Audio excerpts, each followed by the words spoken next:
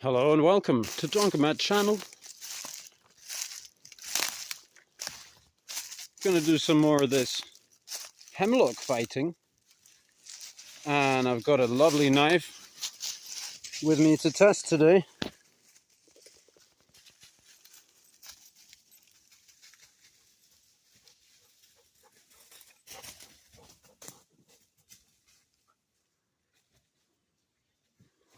Put a fresh edge on it.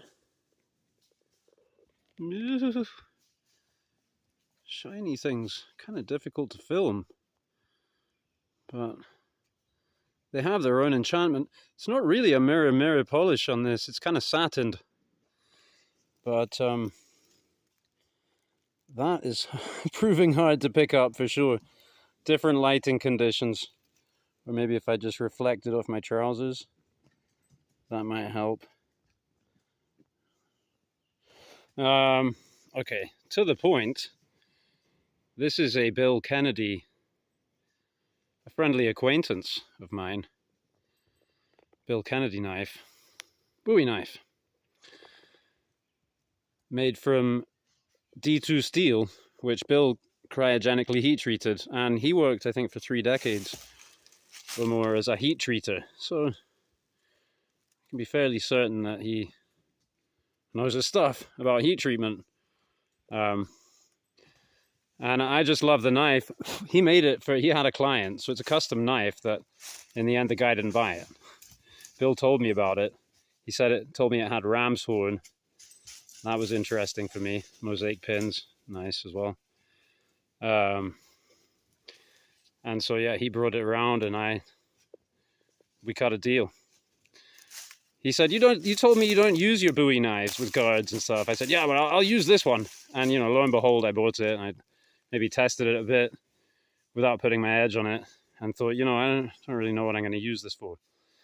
But now I think I know, because I've been out slashing on these hemlocks, and I have a kind of a knife in mind, and I think this may be better than, for example, the Cam 3 that I was testing yesterday and the day before, which is actually in my bag. I reground it. I took the edge, behind the edge thickness on that knife down from about 30 to about 25. Anyway, this I didn't measure behind the edge, but it's reasonably stout. Just checking my approach here. Yeah, I'm going to take some more of this off. I'm going to take this whole thing off here.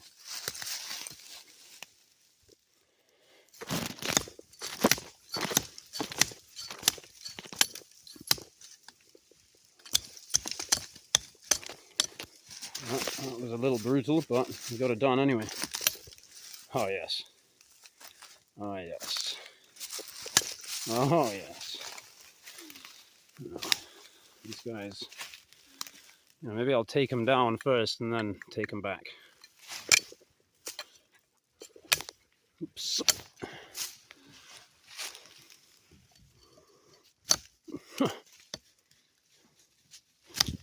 Oops. Messing up the tree a little bit. Sorry, tree. You must suffer in the name of good cinema.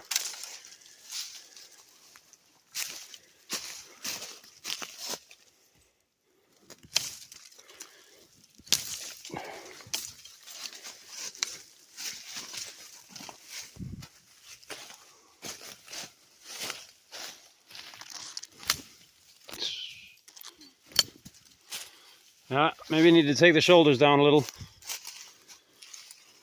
or improve my skills.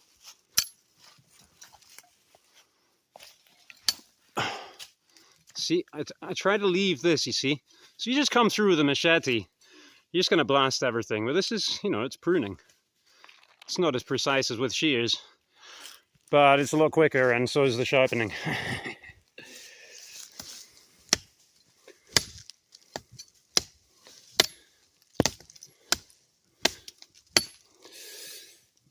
Doesn't feel that tough hitting up there.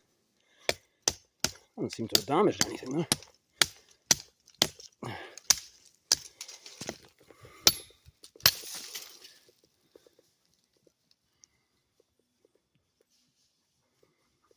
Yeah, I have a history of blowing out Bowie knives doing this task, now that I recall.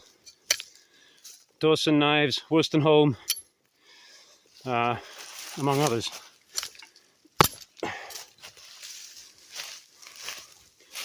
So this broken stuff should probably go with a spine whack,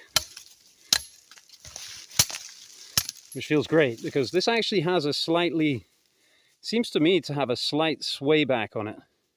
If you look at the handle to blade alignment, meaning arguably, you know, it's a good reverse grip fighter anyway. And so that gives you a little bit more of an aggressive stance to your spine thwacking. Yeah, that works well. Feels like it's actually cutting more than smashing. This is a pine.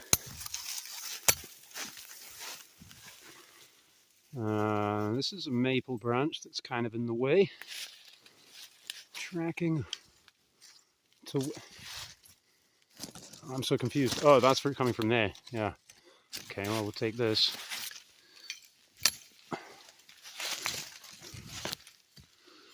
You know, maybe I should just be leaving it like that.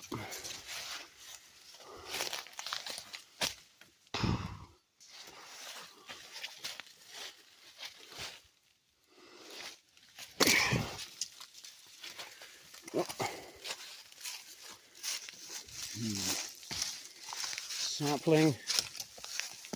This dead branch.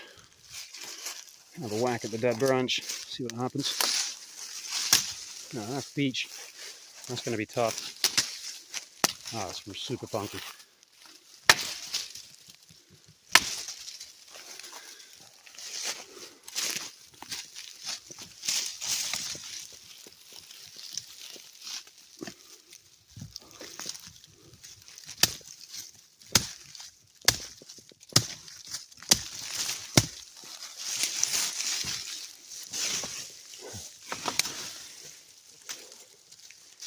Not ideal one-handed.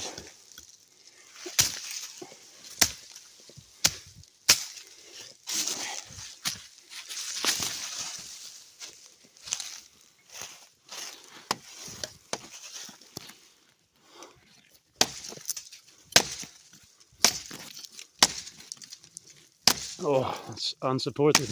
That's bouncing. That is how you wreck it. I'm not picking that up well on the camera. The naked eye says we're good to go. It's just bouncing off. And it's sharp. This was slashing paper, but it's just the whole thing is so springy.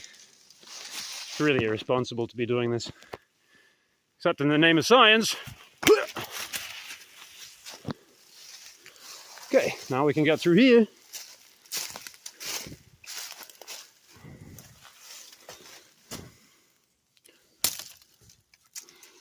Yeah, that's a little rough.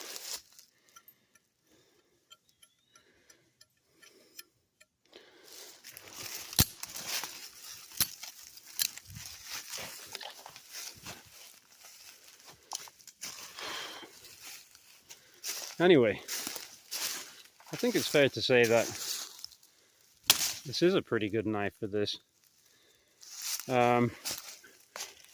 And I'm not a huge fan of the guards, but this one you can work around it. Like this, for example, it's okay. You know, if you had to cut some cord like that, you still got that gap there, but you can override that. There's things you can do. Blade is about 8 inches long, just a little over, and the actual sharpened section is about 7 inches, heel to tip, and the handle is 4 3/8 inches from where the guard meets the blade here. So it's just enough handle, really. And the shape, so simple. But this is really grippy. Even though it's smooth, this ram's horn is grippy. And yeah, you know, I'm kind of half 1 foot in, 1 foot out on the whole bird's beak or whatever, dog's head or whatever you got, pommel sticking out there. Because once you start doing this a lot, it tends to start mashing this portion here, your little finger or whatever finger is there, you know. And you know, you don't need a lanyard or anything. I think it just works just fine, in and out. And the sheath, beautiful sheath.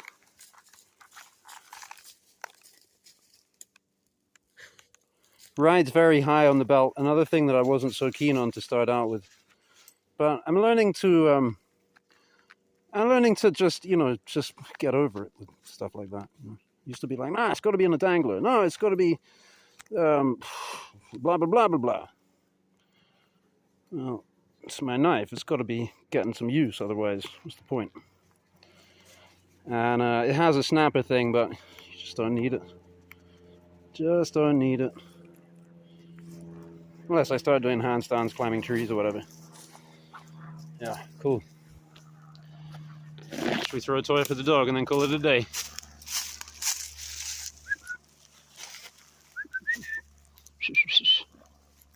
What's this? Don't care. You got a hole. Come on, Cherry. Oh, no. Whoops. Thanks for watching.